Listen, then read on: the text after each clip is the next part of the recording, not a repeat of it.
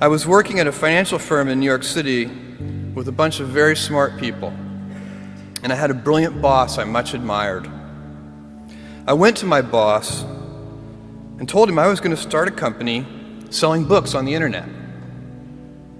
He took me on a long walk in Central Park, listened carefully to me, and finally said, "That sounds like a really good idea, but it would be an even better idea for someone who didn't already have a good job."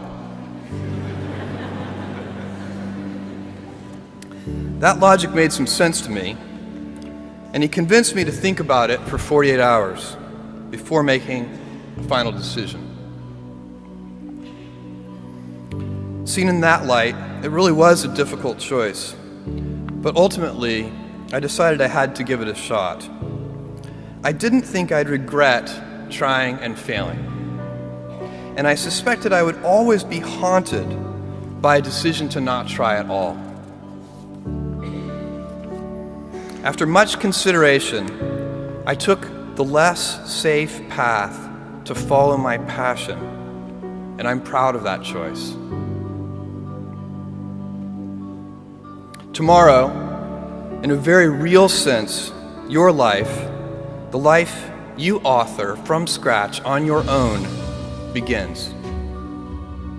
How will you use your gifts? What choices will you make? Will inertia be your guide, or will you follow your passions? Will you follow dogma, or will you be original? Will you choose a life of ease, or a life of service and adventure? Will you wilt under criticism, or will you follow your convictions?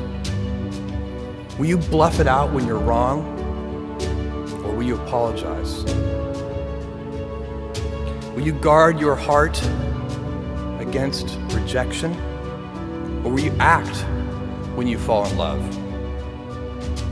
Will you play it safe, or will you be a little bit swashbuckling?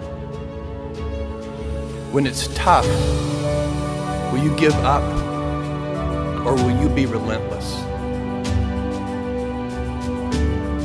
Will you be a cynic, or will you be a builder? Will you be clever at the expense of others, or will you be kind?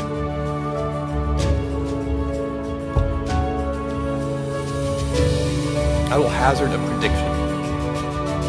When you are 80 years old, and in a quiet moment of reflection, narrating for only yourself the most personal version of your life story,